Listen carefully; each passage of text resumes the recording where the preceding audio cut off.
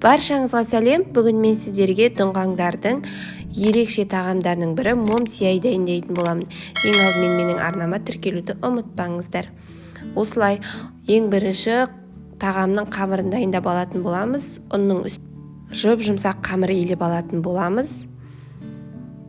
Қамырымызды илеп болғаннан кейін 1 сағатқа жылы жерге бетін жауып көтерілгенше қоятын боламыз. Содан кейін осы жерде көрсетілген заттарды майға қыздырып қуырып алатын боламыз. Мен осы жолы тауық етінен жасадым. Тауық етімен де кәдімгі етпен де жасасаңыздар өте дәмді болып шығады. Ең алдымен барлық заттарды осылай майда қызарғанша қуырып алатын боламыз.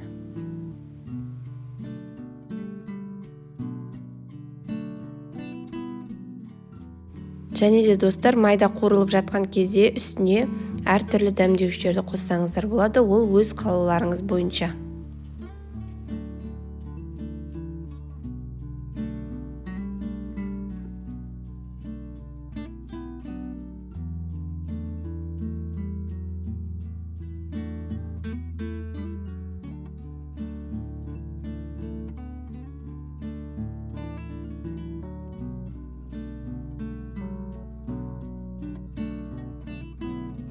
Осындай барлық ингредиенттерді қызартып қуырып, үстіне суымызды құйып пісуге жібердім.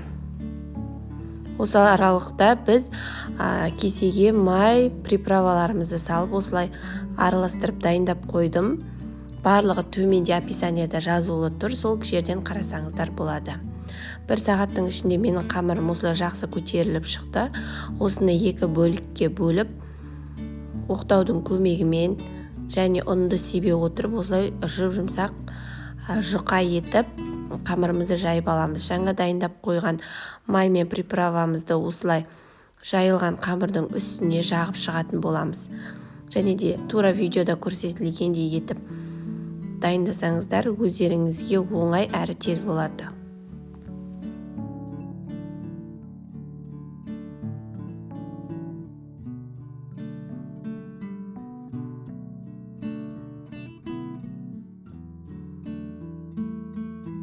Осылай мен қамырды ұзынша етіп дайындап алдым. Барлығы видеода анық көрсетілді деген ойдамын. Осылай кесіп, 2 бөлікті біріктіріп, осындай формочкалар жасап алатын боламыз. Қамырдың барлығын осындай формаға келтіріп, мантаваркамызда 10 минутқа көтерілуге қоямыз. Содан кейін